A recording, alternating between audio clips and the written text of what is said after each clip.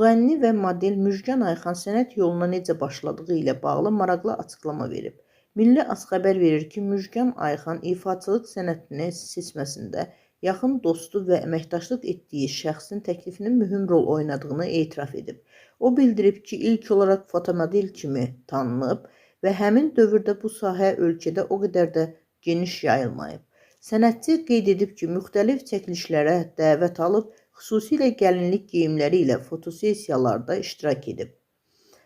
Eyni zamanda Akşin Fatihin klipində də ödənişli əsaslarla çəkildiyini deyən Müjgan Ayxan reklama ehtiyacının olmadığını vurğulayıb.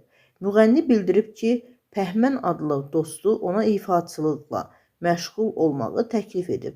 Mən ona canlı oxuya bilmədiyimi, səsimin çatmayacağını demişdim. O isə gözəl qızsan, fonoqramla oxuyarsan, hər gün məclislərdə olacaqsan dedi. Müjgan Ayxan əlavə edib ki, daha sonra Rəis adlı mahnını ifa edib və bu mahnı böyük uğur qazanıb.